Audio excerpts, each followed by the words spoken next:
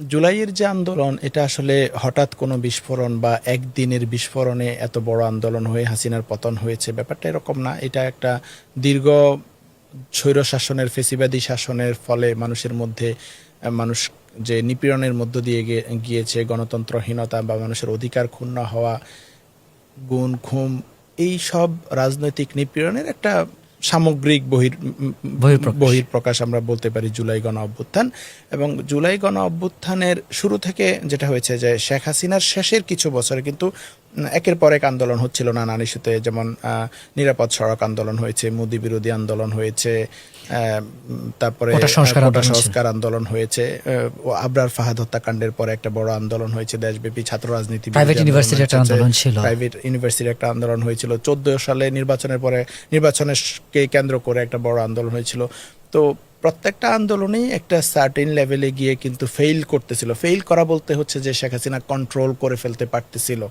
তো এটা এই যে ধারাবাহিকভাবে এই 2009 সাল থেকেই শেখ হাসিনা ক্ষমতা নেওয়ার পর থেকেই রাজনৈতিক অধিকারের জায়গাটা যখন অন্যান্য দলগুলোর জন্য সংকুচিত করতেছিল, তখন থেকেই কিন্তু এক এক করে মানুষের মনে ক্ষোভ তৈরি হইতেছিল। যেমন খালেদা জিয়াকে বাড়ি থেকে বের করে দেওয়া, এই তত্ত্বাবধায়ক সরকার ব্যবস্থা বাতিল করে দেওয়া, 14 সালে একটা একদলীয় নির্বাচন করা, পরবর্তী নির্বাচনগুলো এরকম ফার্স্ট সাইকেল নির্বাচন করে ক্ষমতা দখল করা, এই প্রক্রিয়াগুলোর মধ্যে দিয়ে কিন্তু আন্দোলন জমতেছে। একই সাথে জামায়াতের নেতাদেরকে একটা জুডিশিয়াল কিলিং এর মাধ্যমে হত্যা করা, নানান বিরোধী দলের নেতাদেরকে, বিশেষ করে 14 ইলেকশনের আগে পরে শত শত বিরোধী দলের নেতাকর্মীদেরকে হত্যা করা, গুম খুন করা, পঙ্গু করা, বাড়িঘর বুলডোজার দিয়ে জ্বালিয়ে দেয়, এই ধরনের নানান কারণে বিরোধী দলের মধ্যে একটা বড় ধরনের ক্ষোভ ছিল সরকারের প্রতি।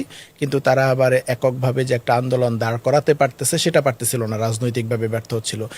সাধারণ যে আন্দোলনগুলো তৈরি হচ্ছিল সেগুলোর মধ্যেও কোটা সংস্কার আন্দোলন বা নিরাপদ সড়ক আন্দোলন, এই আন্দোলনগুলো একটা সার্টেন লেভেলে গিয়ে হাসিনা কন্ট্রোল করে ফেলতে পেরেছিল। তো এবারের এই 24-এর আন্দোলনটা হচ্ছে এটার একটা চূড়ান্ত রূপ বলা যায়।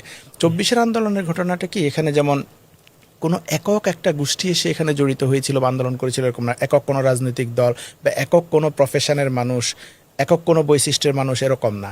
এখানে যেমন ছাত্রদের মধ্য দিয়ে আন্দোলন শুরু হলেও এই কোটা আন্দোলনের মধ্য দিয়ে শুরু হয়েছে, ছাত্রদের আন্দোলনের মধ্য দিয়ে বৈষম্য বিরোধী আন্দোলন, তারপর এটার সাথে ছাত্রদের সাথে শ্রমিকরা, নারীরা, রাজনৈতিক দলের নেতা কর্মীরা, সারা দেশের মানুষরা জড়িত হয়েছে। সবার কিন্তু উদ্দেশ্য একটা ছিল না। যেমন একটা মেয়ে বলতেছিল, দেখেন আমার তো কোটা দরকার নাই, আমি এসএসসিতে কোনো মতে পাস করছি, ইন্টারমিডিয়েট ফেল করছি, আমার বিয়ে হয়ে যাবে, আমি কোনোদিন বিসিএস দিব না, আমি কোটা দিয়ে কি করব। কিন্তু আমার ভাই বোনদেরকে যেভাবে নির্যাতন নিপীড়ন করতেছে, অনেকের রাজনৈতিক ক্ষোভ থেকে যে দীর্ঘদিন ধরে আমাদের উপর নির্যাতন নিপীড়ন চালাচ্ছে, আমাদের রাজনৈতিক অধিকার দিচ্ছে না, এই একটা জেনারেশন, পুরো জেনারেশনটা কোনোদিন ভোট দিতে পারে নাই, গণতান্ত্রিক অধিকারটা তারা পাচ্ছে না, তারা জব পাচ্ছে না, সেখানে গেলে কোটার বৈষম্য বা রাজনৈতিকভাবে নিয়োগ হচ্ছে, সামগ্রিকভাবে মানুষের জীবনটা যে বিষিয়ে উঠেছে, মানে কিছু ওই ভিজিবল কিছু ডেভেলপমেন্ট উন্নয়ন দেখানো ছাড়া আর যে মানুষের জীবনটাকে একদম বিষিয়ে তুলেছে রাজনৈতিকভাবে, অর্থনৈতিকভাবে, সামাজিকভাবে। তো এই নিপীড়নের একটা বহিঃপ্রকাশ হচ্ছে জুলাই গণ অভ্যুত্থান।